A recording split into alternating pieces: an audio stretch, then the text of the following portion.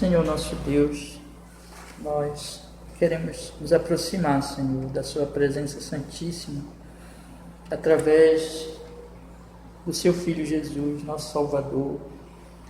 Pedimos que perdoe, Senhor, os nossos pecados, nossas faltas, que são muitas, Senhor, e nos conceda a Sua bênção, Sua graça nesse finzinho, já iníciozinho de noite, finzinho de tarde, em que vamos, Senhor, estudar a Sua Palavra Santa, Senhor. Nós pedimos que nos conceda a iluminação do Espírito Santo, possamos entender essa doutrina que vamos estudar neste momento, Senhor, e possamos assim conhecer mais um pouco do Senhor, perceber nossos pecados, nos arrepender das nossas faltas e Te amar, Senhor, e desejar servir ao Senhor.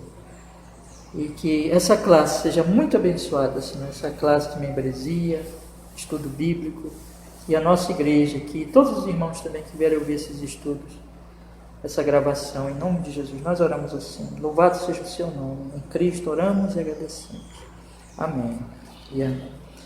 Pode sentar, meus irmãos. Irmãos, vamos começar hoje com Romanos, capítulo 3.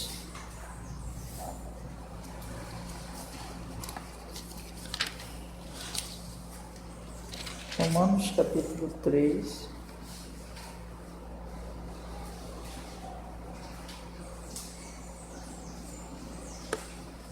Vamos ler versículo 21 em diante. Romanos capítulo 3, do verso 21 em diante. Diz assim a palavra do Senhor: Mas agora se manifestou sem a lei a justiça de Deus, tendo testemunho da lei e dos profetas, isto é, a justiça de Deus pela fé em Jesus Cristo, para todos e sobre todos os que creem, porque não há diferença, porque todos pecaram e destituídos estão da glória de Deus, sendo justificados gratuitamente pela sua graça, pela redenção que há em Cristo Jesus, ao qual Deus propôs para propiciação pela fé o seu sangue, para demonstrar a sua justiça pela remissão dos pecados dantes cometidos sob a paciência de Deus. Amém. Vamos orar, aliás, já oramos. Vamos então, irmãos, para a nossa aula. Queria só fazer nos localizar, né? Nós nos localizarmos no estudo das doutrinas da Palavra de Deus, da nossa confissão. Primeira doutrina, as Sagradas Escrituras, que são a base da nossa fé, todas as nossas doutrinas.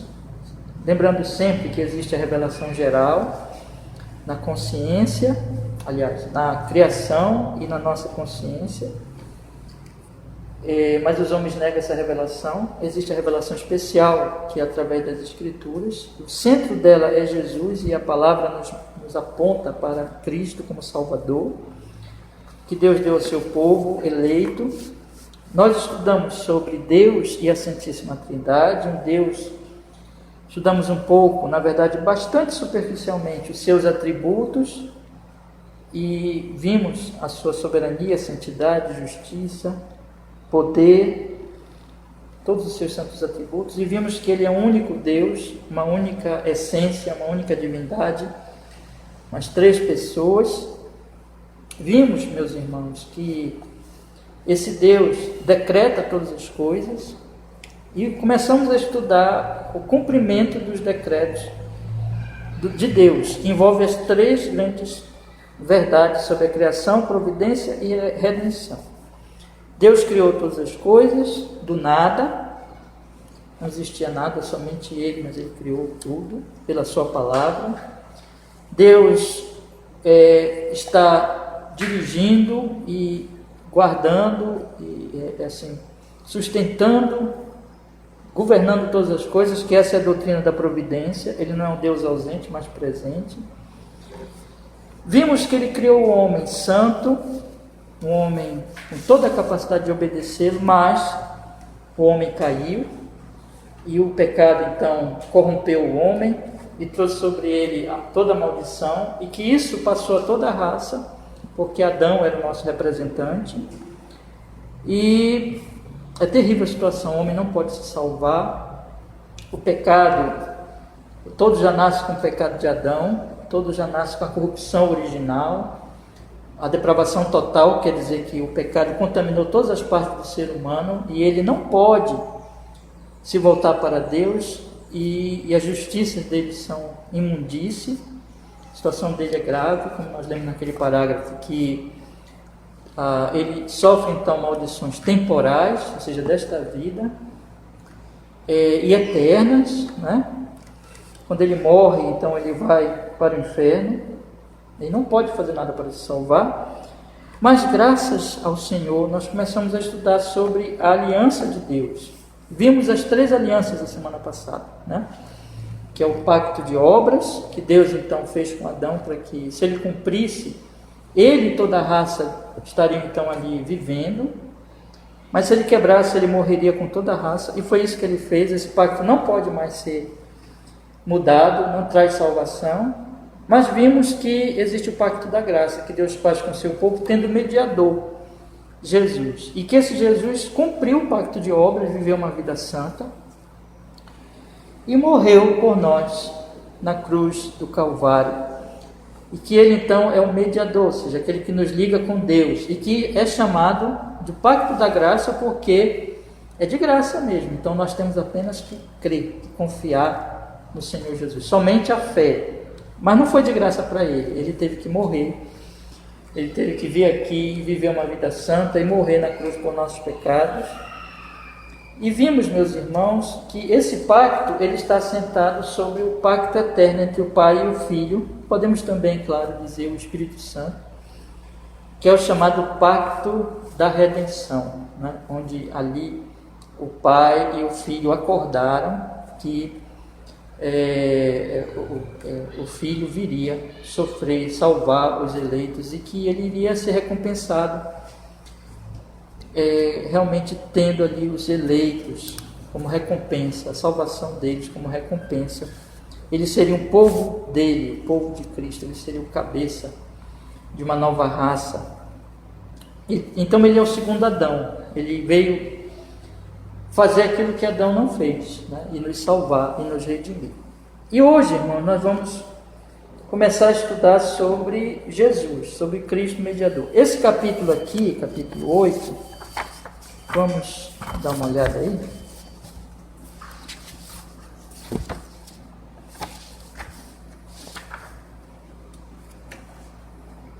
Esse capítulo 8, ele tem 10 parágrafos. Nosso propósito hoje é estudarmos 5. Né? É um capítulo muito grande, não é o maior, mas é bem grande. E nós vamos estudar 5. E vamos, se Deus quiser, semana que vem estudar mais 5. Nós vamos fazer esse estudo em 2 encontros, 2 sábados aqui. Deus quiser. Então, meus irmãos, esse capítulo, ele trata exatamente daquele que é o mediador do pacto da graça, que é Jesus. Então, veja como as coisas vão se organizando e vão explicando gradativamente umas às outras, né? Então, nós já vimos até aqui que nós precisamos desse pacto da graça. Mas quem é o mediador? Aí nós vamos estudar hoje quem é. E por que tem que ser esse tipo de mediador, né? Não pode ser qualquer outro. Mas tem que ser exatamente o Senhor Jesus Cristo. Meus irmãos, vamos então observar que o apóstolo Paulo, por todo o Novo Testamento especialmente, vocês vão encontrar bem claramente o que está escrito aqui no versículo 24. Sendo justificados gratuitamente pela sua graça, pela redenção que há em Cristo Jesus. Em Cristo Jesus. Isso quer dizer que tudo que nós temos depende de Jesus Cristo e nada independe dele, né? Isto é, ou seja, que se nós tentarmos nos aproximarmos de Deus fora de Jesus Cristo, não vamos conseguir. E é isso que nós vamos estudar hoje. nós somos justificados gratuitamente pela graça, pela redenção que há em Cristo Jesus, ou seja, a graça nos vem em Cristo, pela redenção que há em Cristo Jesus, que Cristo, ele nos redimiu, e isso ele fez com seu sangue, porque Paulo diz que Deus propôs para a propiciação pela fé no seu sangue, no versículo 24, para demonstrar a sua justiça pela remissão dos pecados. Então é isso, nós vamos hoje estudar que esse Jesus é o nosso Redentor, o nosso mediador, e ele nos salvou na cruz do Calvário. Vamos então olhar para os 5 parágrafos desta aula. Eu não vou, meus irmãos, conseguir ler tudo, né? Por isso eu queria pedir para vocês não deixarem de ler esse trecho aí, todos os versículos dessa aula. Vamos lá. Aprove a Deus, em seu eterno propósito e de acordo com o pacto estabelecido entre ambos, escolher e ordenar o Senhor Jesus, seu Filho unigênito, para ser o mediador entre Deus e os homens, o profeta, sacerdote e rei, o cabeça e salvador da igreja, o herdeiro de todas as coisas, o juiz do mundo, a quem desde toda a eternidade deu um povo, para ser sua semente e para ser por ele no tempo remido, chamado, justificado, santificado e glorificado. Então vamos observar aqui. Em primeiro lugar, aprove a Deus e seu eterno propósito, e de acordo com o pacto estabelecido entre ambos. Aqui já mostra que a nossa salvação depende totalmente de Deus, ou seja, foi Deus que quis. Aprove a Ele. Isso aponta para a sua decisão, para a sua soberania, e esse é o fundamento, não existe outro. Então, por que Deus quis fazer isso? Por que aconteceu isso? É simplesmente nós dizemos, Ele quis, Ele determinou assim. Então, Ele aprove a Ele fazer assim. A origem de todas as coisas, na verdade, é o decreto dEle, como nós temos estudado, a vontade dEle. Observe, em seu eterno propósito e de acordo com o pacto estabelecido entre ambos. Qual é o pacto? O pacto da redenção, lembra? Então, o Pai e o Filho, eles acordaram a salvação dos eleitos. Nesse pacto que eles fizeram antes de todos os tempos, na eternidade, diz assim a nossa confissão: aprove a Deus em seu eterno propósito, de acordo com o pacto estabelecido entre ambos, escolher e ordenar o Senhor Jesus, seu Filho unigênito, para ser o mediador entre Deus e os homens. Então, dentro desse pacto, já ficou estabelecido que o Filho, Deus escolhe e ordena o Senhor Jesus, seu Filho unigênito, para ser o mediador entre Deus e os homens. Então, já ficou acordado ali no pacto que ele seria o mediador, e que ele viria então cumprir a vontade de Deus nisso, do Pai, nisso, escolher ordenar o Senhor Jesus, seu Filho unigênito, para ser o mediador entre Deus e os homens. Vamos entender o que é o mediador, né? Mediador, basicamente aqui, meus irmãos, é aquele que vai exatamente ser o que vai unir essas partes, o que vai mediar isso, pacificar. E somente Jesus vai fazer isso de acordo com a vontade do Pai, de acordo com a vontade de Deus. Veja que tudo é Deus que está determinando. Esse mediador entre Deus e os homens, a natureza da sua mediação, ela corresponde então aos 3 ofícios de Cristo que nós temos aqui: o profeta, sacerdote e rei. Ele veio cumprir, irmãos, ou nós podemos até dizer que é um ofício só, num certo sentido, né? Composto de 3 partes. Qual o ofício dele? Ele veio fazer a mediação, ele veio ser o mediador do pacto entre Deus e os homens.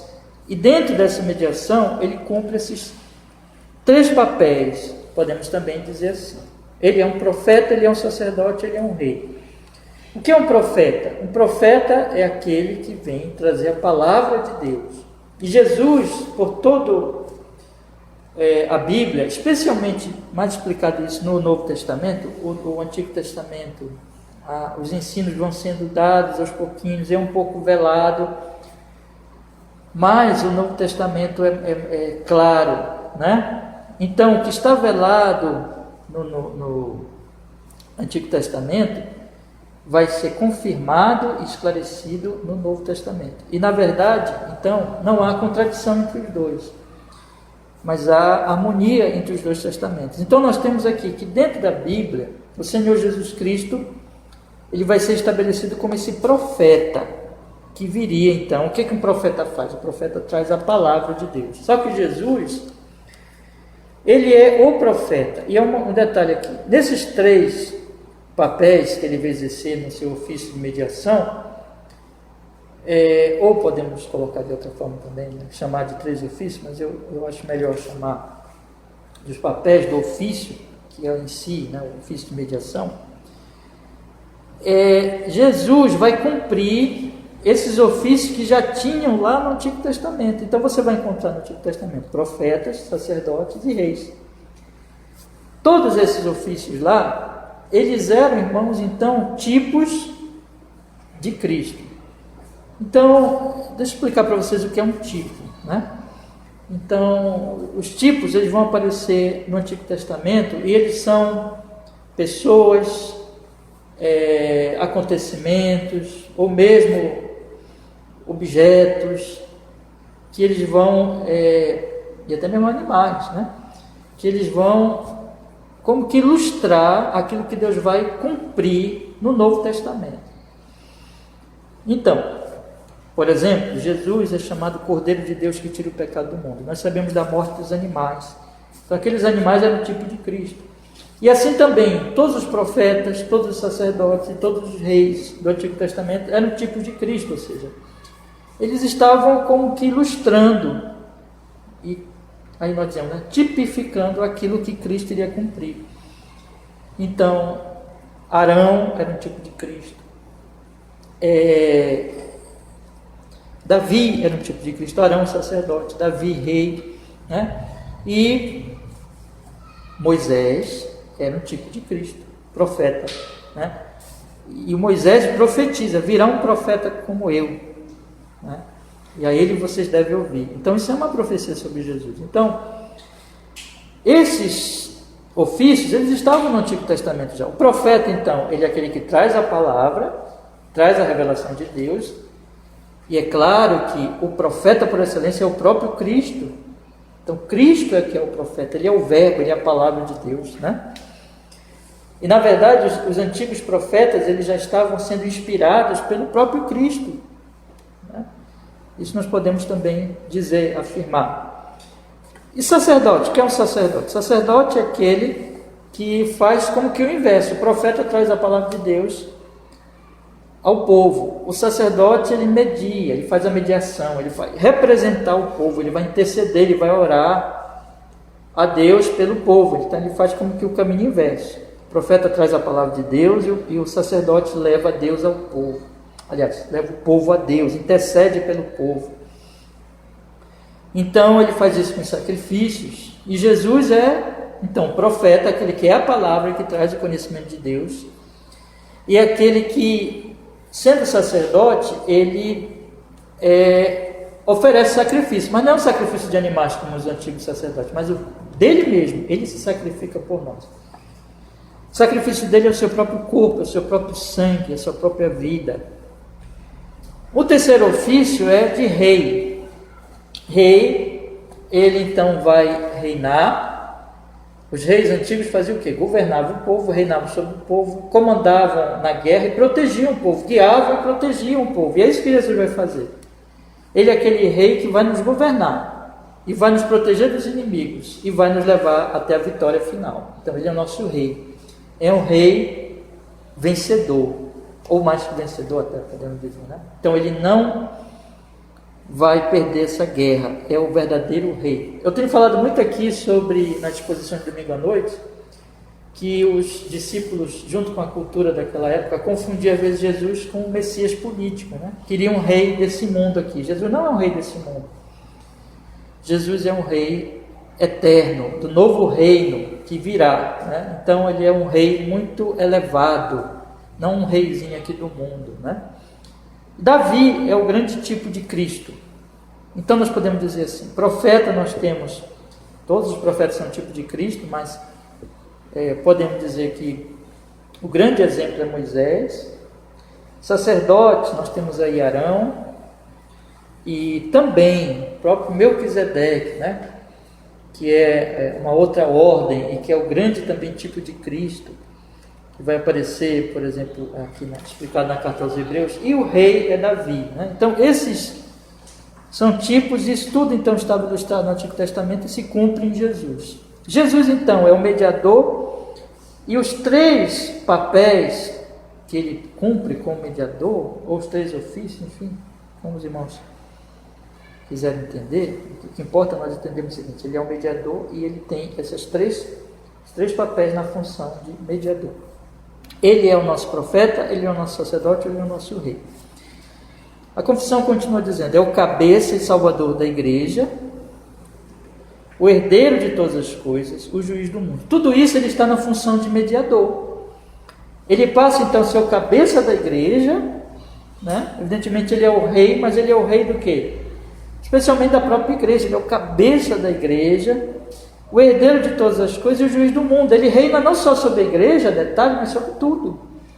E ele vai julgar o mundo. Ele é herdeiro de tudo, tudo será dado a ele, ele será o rei do novo céu e da nova terra. Então, ele é herdeiro de todas as coisas.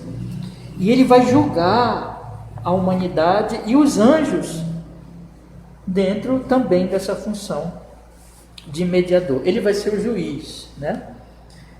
A quem desde toda a eternidade deu um povo, ou seja, o Pai deu um povo para ele, para ser sua semente e para ser por ele no tempo remido, chamado, justificado, santificado e glorificado. Observe então que tudo isso está dentro do pacto, ou seja, que eles fizeram um acordo entre eles para que Jesus fosse mediador, o Filho de Deus fosse mediador, Deus Filho fosse mediador.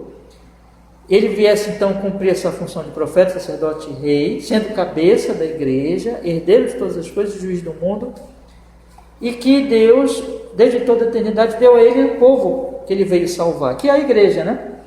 Que é a sua semente, para ser por ele no tempo remido, chamado, justificado, santificado e glorificado. Então ele veio a esse mundo remir o povo, salvá-lo, se encarnou, viveu uma vida santa no lugar deles e morreu pelos pecados deles na cruz. No momento também aqui, no tempo, na história, ele chama cada um deles. Quando ele chama, que é o chamado eficaz, é a obra do Espírito Santo, ele dá o dom da fé, se a pessoa crê, ele justifica essa pessoa pelo sangue dele derramado. Ele também santifica essa pessoa pelo seu Espírito que ele enviou, né? Que é o mesmo Espírito, aliás, que chama essa pessoa eficazmente, que é o Espírito de Cristo. É chamado na Bíblia tanto o Espírito de Deus como o Espírito de Cristo, porque na verdade vem do Pai e do Filho, né? E ele então santifica e ele glorifica essas pessoas, ou seja, essas pessoas todas vão morar com ele na glória e vão ser perfeitas lá na glória, quando Deus fizer a sua obra. Então, meus irmãos, tudo isso ficou acordado já no pacto da redenção em Cristo Jesus. Vamos ler, eu não vou ler tudo, né? Mas eu vou ler alguns textos apenas. Vamos ler Isaías 42, verso 1. Isaías 42, verso 1. Mas a qualquer momento, se ficar dúvida, podem perguntar, tá? Isaías 42, verso 1. Diz assim as Escrituras, Isaías 42, verso 1. Eis aqui o meu servo, a quem sustenho, o meu eleito, em quem se compraz a minha alma. Pus o meu espírito sobre ele, ele trará justiça aos gentios. Percebe aqui? Vamos ver também, irmãos, aproveitando que nós estamos aí, Isaías 53, 10. Isaías 53, 10.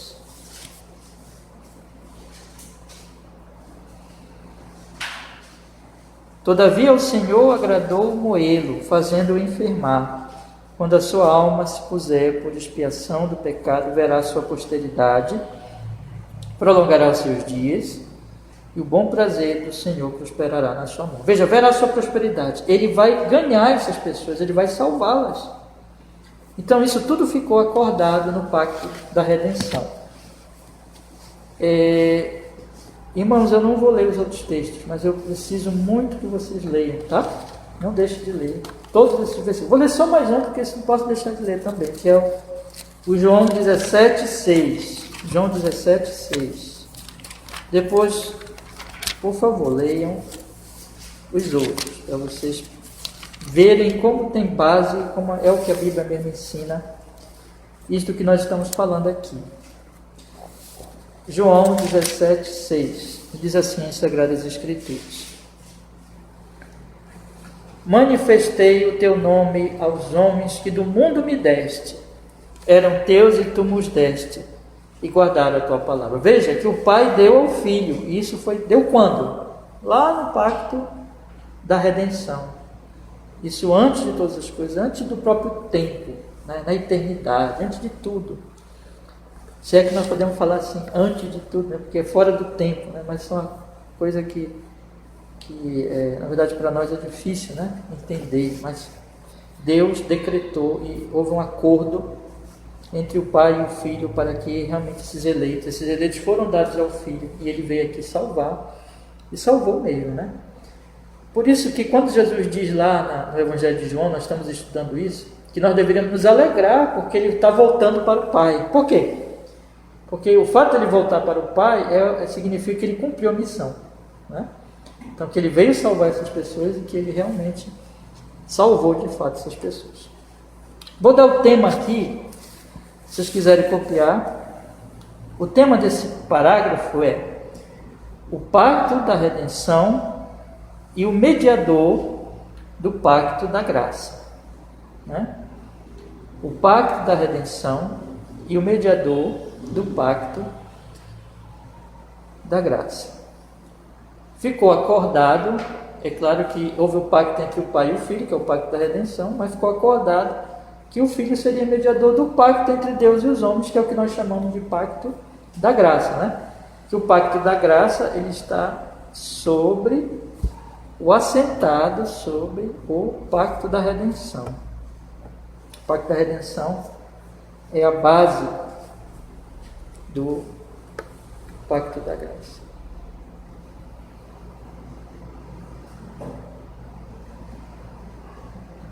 Então, meus irmãos, alguma dúvida aqui? Tudo tranquilo? Segundo parágrafo.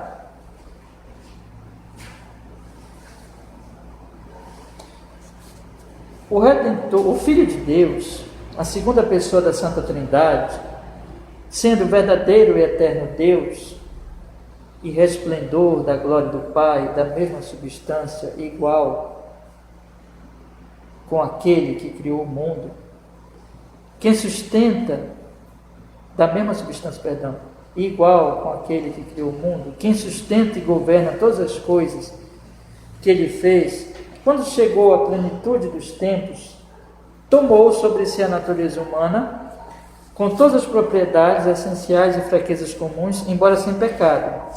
Foi concebido pelo Espírito Santo no ventre da Virgem Maria. O Espírito Santo desceu sobre ela e o poder do Altíssimo a envolveu, e assim foi feito de uma mulher da tribo de Judá, da descendência de de Abraão e Davi, segundo as Escrituras, para que duas naturezas inteiras, perfeitas, distintas, fossem inseparavelmente unidas em uma só pessoa, sem conversão, composição ou confusão. Esta pessoa é verdadeiro Deus, verdadeiro homem, mas um só Cristo, o único mediador entre Deus e o homem.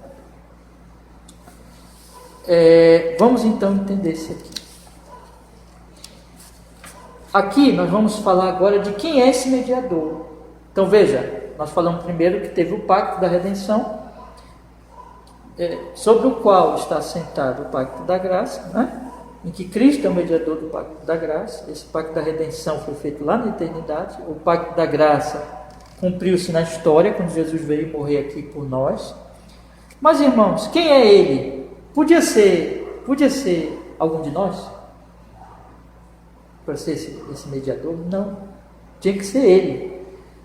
E Ele é homem, mas Ele não é um homem qualquer. Ele é Deus homem. Essa designação, Deus homem, é muito importante. Tinha que ser Deus, tinha que ser homem. E tinha que ser Deus. Nós já estudamos isso aqui no Catecismo Ortodoxo, porque só Deus para resolver nosso problema. Só que ele tinha que ser homem também, porque o problema era humano. Adão era homem e nos matou. Tem que vir um homem nos salvar, né? Então, esse Deus homem, por isso, é Deus homem. Não pode ser um homem qualquer. Não pode ser uma pessoa como nós. Não, ele tem que ser Deus e homem. Vamos ver aqui, então, quem é ele? O Filho de Deus, a segunda pessoa da Santa Trindade, sendo verdadeiro Deus e verdadeiro... Perdão. Filho de Deus, a segunda pessoa da Santa Trindade, sendo verdadeiro e eterno Deus, resplendor da glória do Pai, da mesma substância igual com aquele que criou o mundo, quem sustenta e governa todas as coisas que ele fez. Aqui então diz, Jesus é Deus. Que é a doutrina da Trindade? Uma substância, né? Uma essência.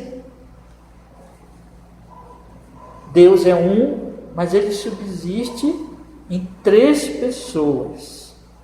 Três pessoas. O Pai é Deus, o Filho é Deus, o Espírito é Deus. Não são três deuses, é um único Deus. Uma única essência, mas três pessoas. Então Jesus é Deus. Sendo Deus, ele é verdadeiro e eterno Deus, é o resplendor da glória do Pai. E da mesma substância com o Pai. Ou seja, assim como o Pai é Deus, Jesus também é Deus. Que criou o mundo também, como Deus, que sustenta e governa todas as coisas que ele fez, porque ele é Deus. Quando chegou à plenitude dos tempos, porém, esse que é Deus, plenamente Deus, ele tomou sobre si a natureza humana. Veja, essa palavra ela é bem importante. Ele não se diz assim, ele se transformou no homem. Porque transformação dá a ideia do quê, né? Que ele era uma coisa e se tornou noutra. Mas é que ele tomou sobre si a natureza do homem, a natureza humana. Então ele se revestiu de humanidade. Ele não deixou de ser Deus. Continuou sendo o mesmo Deus. Mas agora ele toma sobre si a natureza humana, diz a confissão, com todas as suas propriedades essenciais e fraquezas comuns, embora sem pecado, note bem. Então, esse Deus, segunda pessoa da Trindade, ele se reveste de humanidade e se torna homem, 100% homem como nós, irmãos. Deus é ilimitado, mas o homem é limitado. Então, Deus não tem fraqueza, mas o homem tem fraquezas, porque o homem, Deus é o Criador infinito e o homem é o quê? Criatura. Então, Jesus assumiu essa humanidade com todas as fraquezas que lhe são peculiares, né? Podemos dizer assim. Ou seja, o homem tem as suas limitações. Jesus só estava no lugar de cada vez. Jesus,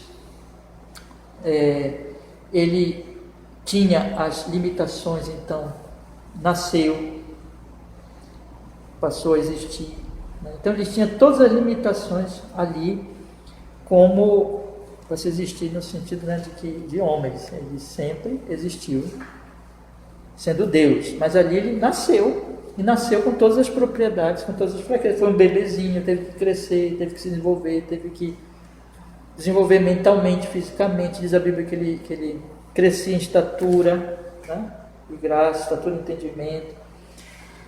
Então, meus irmãos, tinha as fraquezas de uma criatura humana como qualquer outro. Porém, uma diferença, sem pecado. Sem pecado. Essa é a grande diferença, faz toda a diferença, né? Foi concebido pelo Espírito Santo no ventre da Virgem Maria. o Espírito Santo desceu sobre ela e o poder do Altíssimo envolveu. Portanto, como ele foi concebido? Ele foi concebido de uma mulher, da substância dela, mas por um milagre. Ela era uma virgem, o Espírito Santo veio e então ali formou, Deus deu um corpo para Jesus. Jesus se revestiu de humanidade e ele então é homem como nós, porém sem pecado. Ali, como foi um milagre, como foi uma obra do Espírito Santo ali, evidentemente que isso significa que ele não herdou o pecado original, né? Ele nasceu puro, santo, diz a palavra, diz aqui a confissão, e assim foi feito de uma mulher da tribo de Judá, da descendência de Abraão e Davi, segundo as Escrituras. Então ele é descendente de Davi e de Abraão, da tribo de Judá, que estava profetizado lá. Para que duas... Agora, como é que as coisas acontecem? Eis aqui um mistério. Irmãos, a Trindade é um mistério. E a pessoa de Jesus também. Então, é claro que nós nunca vamos conseguir compreender isso plenamente, mas nós afirmamos e cremos, porque assim ensina a Escritura. E o que a Escritura ensina, nós vamos até onde ela vai. A Escritura se mostra, ainda que nós não possamos explicar e entender em plenitude, né? Mas veja, para que duas naturezas inteiras, perfeitas e distintas fossem inseparavelmente unidas em uma só pessoa. Aqui nós temos que entender uma certa fórmula que foi estabelecida e que tem base nas Escrituras para o entendimento da pessoa de Jesus, né? Jesus é uma pessoa só, mas ele tem duas naturezas. Então Jesus, ele é um só, é uma pessoa, mas que é Deus e homem ao mesmo tempo. Ele possui as duas naturezas. Ele possui a natureza divina e ele possui a natureza humana. Então, nessa pessoa estão as duas naturezas. Essa é, digamos assim, a fórmula da ortodoxia cristã, desde os primeiros concílios, né, quando essas coisas foram estudadas e tiveram que ser estabelecidas, porque teve muitas heresias. Os irmãos podem estudar, um dia nós vamos pegar aqui e estudar um pouquinho a história, a teologia histórica. Eu tenho esse plano, né, da gente fazer um curso de teologia histórica na escola bíblica. Esse é o nosso projeto. E aí nós vamos poder explicar melhor essas questões das heresias, o que se dizia sobre Jesus. Mas o que nós queremos afirmar agora é aquilo que está na Bíblia, que está no ensino claro da Bíblia, que foi estabelecido naqueles concílios.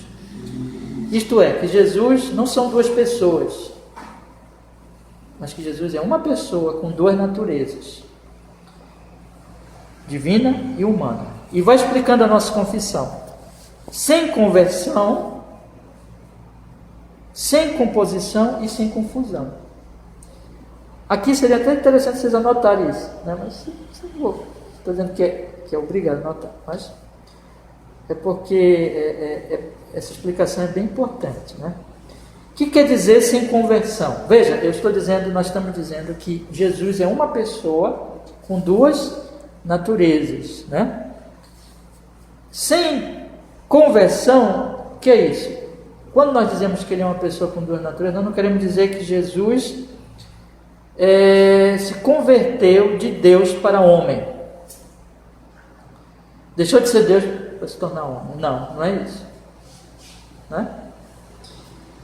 Sem composição, nós não queremos dizer com isso que Jesus ele tem uma natureza composta de duas partes, uma divina e uma humana. Também não. Então, não é isso também. Terceiro, sem mistura. Quando nós dizemos isso, nós também não queremos dizer que houve uma mistura entre as duas naturezas na pessoa de Jesus. Então veja, sem conversão, Jesus não deixou de ser Deus para se transformar num homem, ou vice-versa. Jesus, sem composição, Jesus não assumiu uma natureza que se compunha de duas partes, divina e humana, também não. sem confusão. Jesus não assumiu uma natureza confusa, em que se misturou a divindade e a humanidade dele. Não. O ensino histórico ortodoxo, baseado nas Escrituras, é que o Senhor Jesus, ele é uma pessoa que possui duas naturezas inteiras, perfeitas, distintas, inseparavelmente unidas nessa pessoa. Ou seja, ele é perfeitamente Deus e perfeitamente homem. Essas duas naturezas, elas são perfeitas, ou seja, ele é perfeitamente Deus, perfeitamente homem. Distintas, elas não estão misturadas.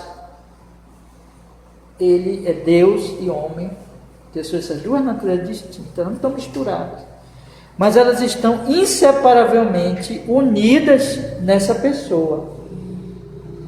São distintas, mas estão inseparavelmente unidas nessa pessoa. Então, a fórmula básica é essa: uma pessoa, duas naturezas. Por isso que se diz: não houve conversão, não deixou de ser uma para ser outra. Não houve composição, ele não é uma natureza com as duas partes, porque são duas naturezas distintas. E não houve mistura. Não, uma misturou-se com a outra, porque continuam distintas, mas estão unidas, inseparavelmente unidas em uma só pessoa. Observe, irmãos, que é inseparavelmente, ou seja, nunca mais isso vai se desfazer. Elas são inseparáveis. Jesus para sempre vai ser o Deus homem, né? Separavelmente unidas numa só pessoa. Vamos ler alguns textos aqui, e eu repito, leiam novamente todos os textos.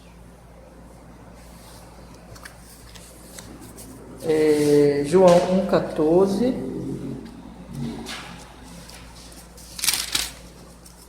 João 1,14.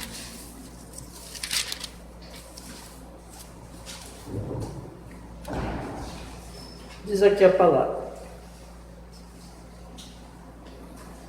e o Verbo se fez carne e habitou entre nós, e vimos a sua glória como a glória do unigênito do Pai, cheio de graça e de verdade. Veja que ele se fez carne, mas isso não significa que ele se transformou em homem ou que ele se converteu num homem, mas ele continuou sendo o Filho unigênito do Pai. Nós vimos a glória dele, só que essa glória se revestiu de humanidade, né? Irmãos, eu não sei como é que está aí na confissão de vocês, mas eu fiz aqui uma correção nessa versão, em que eu coloquei número 11, você tem Mateus 1, 22 e 23, e aqui na minha já passa para o 12, aí você tem Lucas 1, 21, 31, 35. Só que eu fiz uma correção aqui. Como é? Você tem as referências, né? Aí você tem a referência aqui desse parágrafo. Número 9 tem João 14, Gálatas 4:4, né? Aí número 10, Romanos, né? Assim por diante. Aí número 11 tem Mateus. Aí na minha está assim, já passa para o 12, aí tem Lucas. É assim que está de vocês? Então, faça a correção aqui. Eu anotei aqui, se eu anotei é porque eu corrigi já. Então, fica no 11 mesmo, tá? No 11 fica duas referências. Só põe assim entre parênteses e dê um jeitinho assim para sinalizar. Que o Lucas 1, 27, 31 e 35 está no número 11 e não no número 12. Tá? Essa é a correção. Entenderam? Então, Lucas 1, 27, 31 e 35 está no número 11 e não no número 12. Vamos então dar agora o tema desse segundo parágrafo. Vamos lá. O Redentor, dois pontos, duas naturezas unidas em uma pessoa. O Redentor, dois pontos, duas naturezas unidas em uma pessoa. Vamos para a chuva. Da agora eu falei assim para o irmão, vai chover. O Redentor, dois pontos, duas naturezas unidas em uma pessoa. Tá?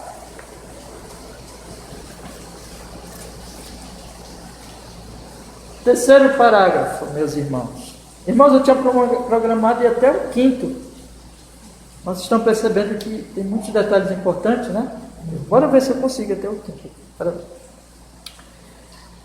Terceiro parágrafo, vamos ler. O Senhor Jesus, em sua natureza humana, assim unida à divina, na pessoa do Filho, foi santificado e ungido com o Espírito Santo, sobremaneira, tendo em si todos os tesouros da sabedoria e do conhecimento, em quem aprouve a Deus que toda a plenitude habitasse, a fim de que ele, sendo santo, inocente, imaculado e cheio de graça e de verdade, ele pudesse estar plenamente qualificado para exercer o ofício de um mediador e fiador.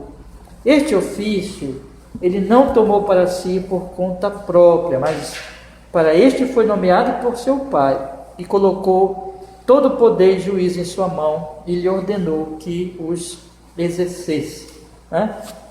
Essa parte aqui, então, vamos ver que ele tanto foi nomeado pelo Pai, como ele está plenamente qualificado para a função de mediador.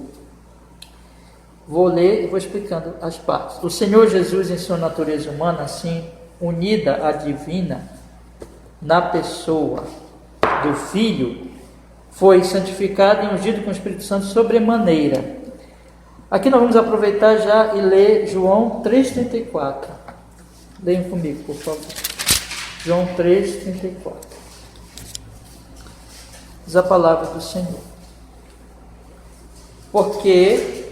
João 3,34. Porque aquele que Deus enviou fala as palavras de Deus, pois não lhe dá a Deus o Espírito por medida. Nunca teve alguém tão pleno do Espírito Santo quanto Jesus. Jesus foi cheio da graça do Espírito Santo, né? Então, ele, como esse Deus homem, ele foi totalmente capacitado. O Espírito Santo foi dado a ele sem medida para cumprir a função de mediador. Então, o Espírito Santo o ungiu, como diz aqui a nossa confissão, santificado e ungido com o Espírito Santo sobremaneira. Continua a confissão. Tendo em si todos os tesouros da sabedoria e do conhecimento, em quem Deus aprove que toda a plenitude habitasse, a fim de que, sendo santo, inocente, imaculado, cheio de graça e de verdade, ele pudesse estar plenamente qualificado para exercer o ofício de um mediador e fiador. Então ele foi totalmente capacitado para cumprir aquela função. E ele então é este santo, inocente, imaculado, cheio de graça. Nele está toda a plenitude que nós precisamos. Toda a riqueza, toda a glória está nesse Cristo, nesse mediador. Ele é o Deus, ele é Deus e ele é o Deus homem. E ele então, evidentemente, dentro dessa humanidade, né, dessa natureza dele unida, como diz aqui a confissão, o Senhor Jesus, em sua natureza assim unida, a divindade na pessoa do Filho, foi santificado, ele foi santificado pelo Espírito Santo. Essa natureza humana unida na pessoa do Filho foi santificada. Em sua natureza humana unida na pessoa do Filho foi santificada pelo Espírito Santo. Ele recebeu todo o poder, toda a capacitação para cumprir todo o seu trajeto, para ir até a cruz e cumprir todo o papel dele de mediador. Ele pudesse estar plenamente qualificado para exercer o ofício de um mediador e fiador. E esse ofício para o qual ele foi capacitado, totalmente, plenamente capacitado, porque ele recebeu o Espírito sem medida, ele não tomou para si por conta própria, mas este foi nomeado por seu Pai, que o colocou todo o poder e juízo em sua mão e lhe ordenou que o exercesse. Então ele foi chamado pelo Pai, ele foi convocado pelo Pai, ele foi enviado pelo Pai, nomeado, como diz aqui, por seu Pai. Vamos ver, meus irmãos, João 5,22. João 5,22. Mais uma vez eu peço, leiam todos os versículos, tá? João 5,22. Também o Pai a ninguém julga, mas deu ao Filho todo o juízo. 27. E deu-lhe o poder de também exercer o juízo, porque é filho do homem. Quero ler também com vocês Hebreus 7,22. Hebreus 7,22.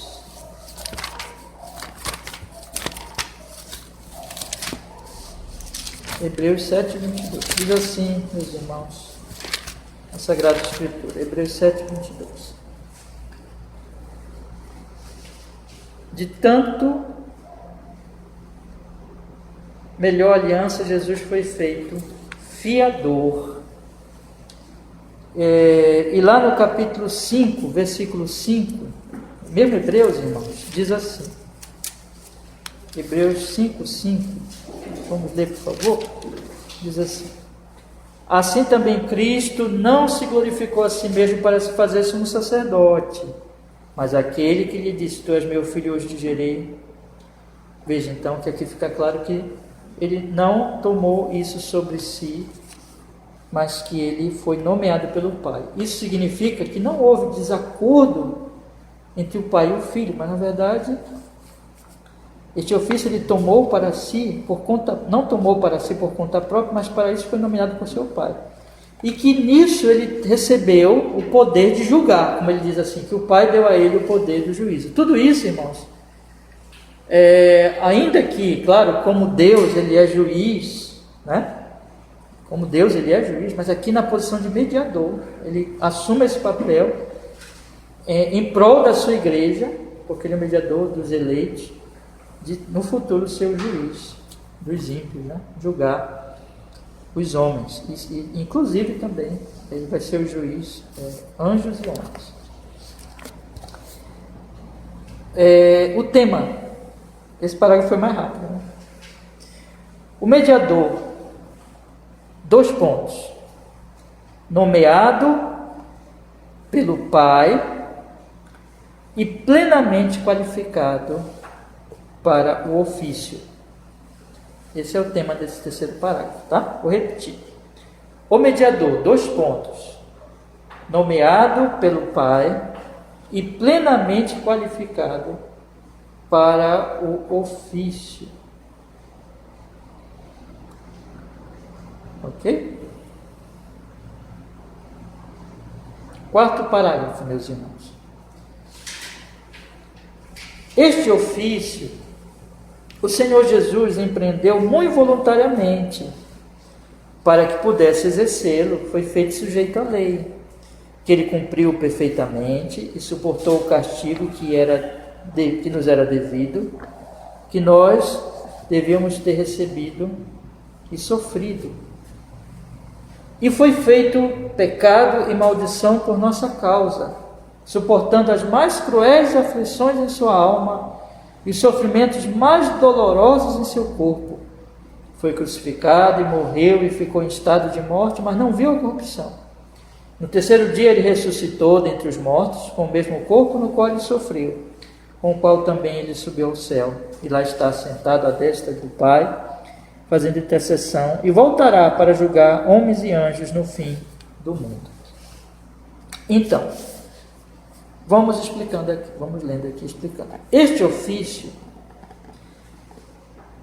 o Senhor Jesus empreendeu voluntariamente. Esse parágrafo, ele fala da humilhação de Cristo e da exaltação de Cristo.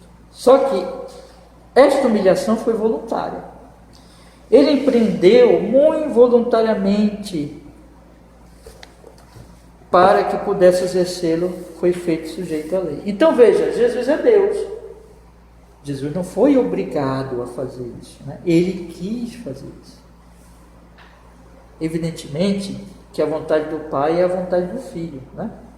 Houve um acordo entre eles em que o Filho deveria vir, né? Então, mas ele assume isso aqui, irmãos, voluntariamente. E ele então exerce, para exercê-lo ele foi feito sujeito à lei. Jesus nasceu debaixo da lei. É claro que ele é o autor da lei, ele é Deus, mas houve aqui então a humilhação dele. Ele se revestiu de humanidade, que já é uma humilhação. Ele veio como homem para se sujeitar a todos os ditames da lei.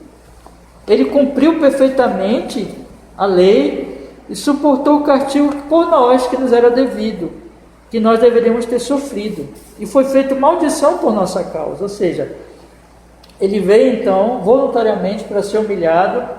Ele já se humilhou quando ele se encarna, né? Mas ele vai, se submete à lei, recebe a maldição da lei, não por ele, por pecados dele, porque ele nunca pecou, ele cumpriu perfeitamente, mas por nós, ele veio ser o nosso substituto. E ele, na verdade, já esteve aqui em condições, irmão, durante toda a sua vida, há uma palavra para Cristo: sofrimento. Cristo veio para sofrer. Ele veio, toda a vida dele foi sofrimento, mas o ápice desse sofrimento foi a cruz. E ele, durante toda a sua vida aqui sofrendo, ele estava, na verdade, assumindo a nossa maldição. Então ele se colocou no nosso lugar. E ele foi até, lembra quando João diz lá, capítulo 13, nos amou até o fim, ele foi até o extremo, a cruz do Calvário. Na cruz, o que aconteceu? Jesus, eu não falei isso aqui ainda, mas agora eu quero falar. Quando Jesus se revestiu de humanidade, ele era 100% Deus, 100% homem. É claro que ele é homem como nós. E dentro da visão bíblica, o homem, ele é um ser só, né? Mas ele possui duas partes, que é o corpo e a alma. Uma parte material e uma parte imaterial. Todo ser de Jesus foi submetido ao sofrimento na cruz. Então diz aqui a nossa confissão: foi feito pecado e maldição por nossa causa. Ele não se tornou pecador, mas ele assumiu os nossos pecados, né? E por causa disso, ele foi amaldiçoado no nosso lugar, suportando as mais cruéis aflições em sua alma e os sofrimentos mais dolorosos em seu corpo. Irmão, nunca teve ninguém que sofreu tanto quanto Jesus. Então, ali ele estava suportando terríveis dores, sofrimentos, aflições, cruéis aflições na sua alma. E no seu corpo também, ele estava ali em estado, em sofrimentos mais dolorosos em seu corpo. Vamos ler aqui, irmãos, Mateus 26, 37. Mateus 26, 37.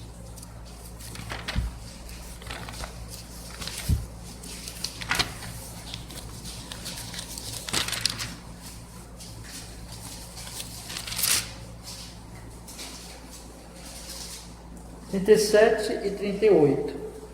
Levando consigo Pedro e os dois filhos de Zebedeu, começou, observem bem, a entristecer-se e angustiar-se muito. Olha, angústia na alma. Então lhe disse: a minha alma está cheia de tristeza até a morte, ficai aqui e velai comigo. Então não foi só no corpo que ele sofreu na alma. E aqui era só a antecipação da cruz. Imagina o que foi na cruz, né? Então, observe bem isso. Continua a confissão, irmãos. Foi crucificado e morreu. Ele morreu mesmo. Ficou em estado de morte, mas não viu corrupção, ou seja, o corpo dele não apodreceu. Ele morreu, ficou em estado de morte, mas seu corpo não viu corrupção. No terceiro dia, ele ressuscitou dentre os mortos com o mesmo corpo no qual sofreu, com o qual também ele subiu ao céu, e lá está sentado à destra do Pai, fazendo intercessão, e voltará para julgar os homens e anjos no fim do mundo. Você percebe a humilhação e depois a exaltação? Então ele assumiu esse ofício, ele se humilhou por nós, morreu na cruz, nos serviu, e aí ele é vitorioso agora. Ele ressuscita, ele sobe ao céu, ele se assenta e ele vai voltar, mas não vai humilhado, mas para quê? Para julgar.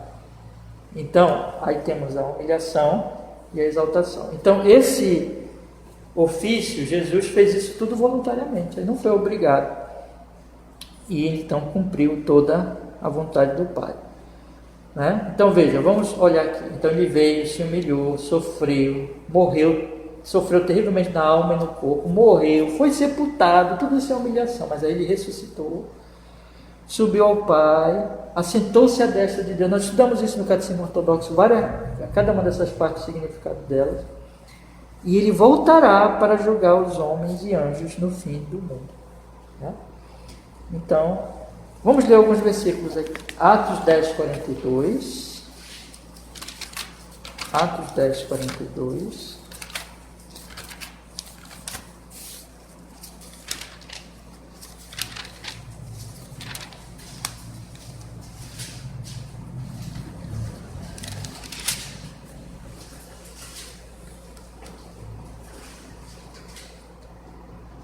e nos mandou pregar ao povo e testificar que ele é o que por Deus foi constituído juiz dos vivos e dos mortos. Tudo isso aqui já é exaltação de Cristo. Vamos para o tema? Bora lá. O mediador assume voluntariamente o seu ofício, que possui um estado de humilhação e de exaltação. Então, vou repetir aqui, tá? O mediador assume voluntariamente o seu ofício, que possui um estado de humilhação e exaltação.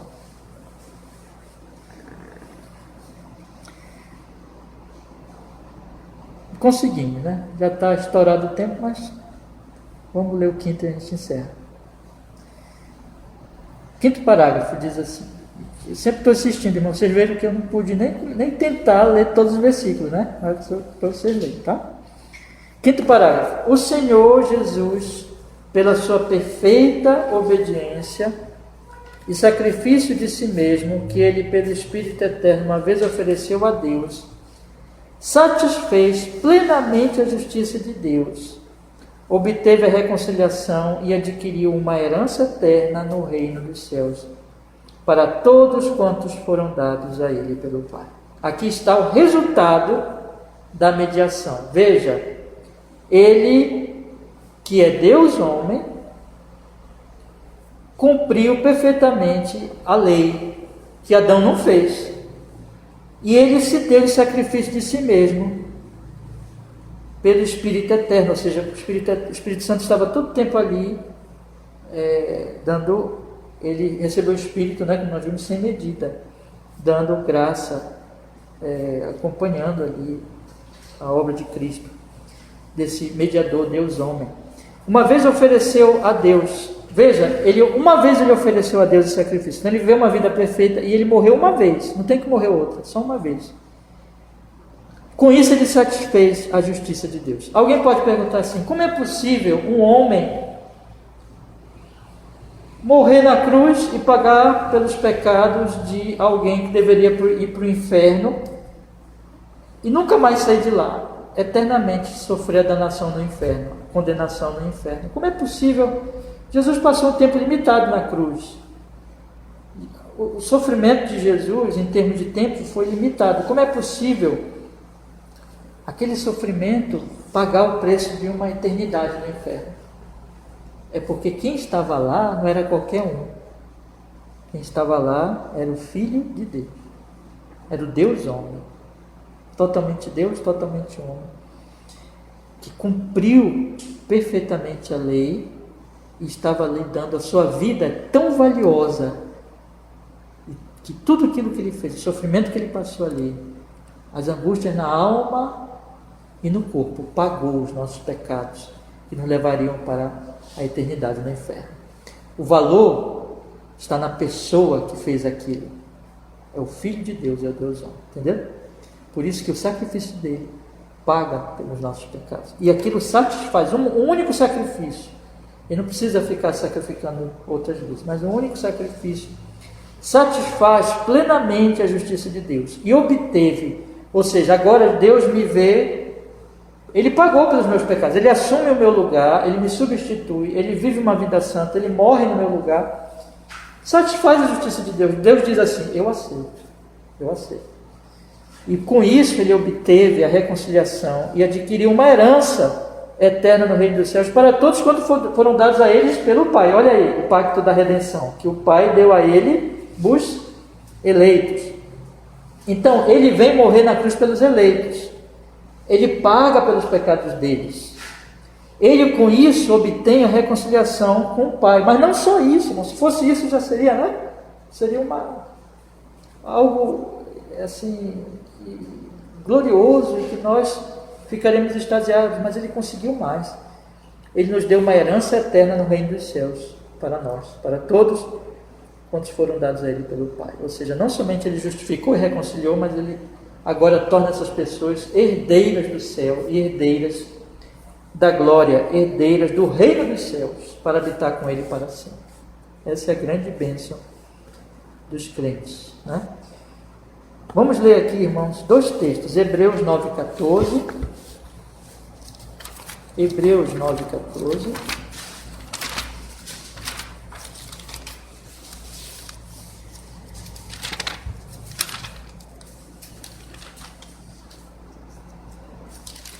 Hebreus 9,14, que diz assim: quanto mais, vou ler o 13 e o 14, porque se o sangue de touros e bodes e a cinza de um novilho, aspergida sobre os imundos, os santifica, quanto à purificação da carne, quanto mais o sangue de Cristo, que pelo Espírito eterno se ofereceu a si mesmo, imaculado a Deus, purificará as vossas consciências das obras mortas para servir ao Deus vivo. Vê só, quanto mais o sangue dele, é porque ele é puro, imaculado, e ofereceu a si mesmo, diz aqui, que pelo Espírito eterno ofereceu a si mesmo, purificará as nossas consciências das obras mortas para servir ao Deus vivo. Então ele ali nos reconciliou, nos justificou. E o versículo 15, irmão, por isso é mediador de um novo testamento, para que, intervindo a morte pela remissão das transgressões que havia debaixo do primeiro testamento, os chamados recebam a promessa da herança eterna. Então ele não somente nos purifica das nossas obras mortas, o pecado, mas ele nos dá a herança eterna. Precisa mais ler outros textos agora, mas novamente, leiam na casa de vocês, tá? Todos os textos. O tema, meus irmãos, desse parágrafo: a obra de Cristo alcançou a todos os eleitos, reconciliando-os e dando-lhes uma herança eterna. Vou repetir, tá? A obra de Cristo alcançou todos os eleitos, reconciliando-os e dando-lhes uma herança eterna. Amém. Semana que vem, repetir, né? A obra de Cristo alcançou todos os eleitos, reconciliando-os e dando-lhes uma herança eterna. Semana que vem nós vamos continuar com os outros 5 parágrafos, encerrando esse grande capítulo. Irmãos, assim, quando nós vamos estudando esses assuntos, nós saímos, por isso que o Evangelho é boa notícia, mas para ter boa notícia pressupõe a má notícia. Nós estudamos nas aulas anteriores, principalmente o pecado e a queda, a maldição, né? E veja agora, nós estamos estudando sobre Cristo. Por isso, quanto mais nós meditamos nisso, mais nós seremos gratos a Jesus. Amém? Vamos orar, meus irmãos. Se vocês tiverem alguma pergunta, pode fazer. Vamos orar.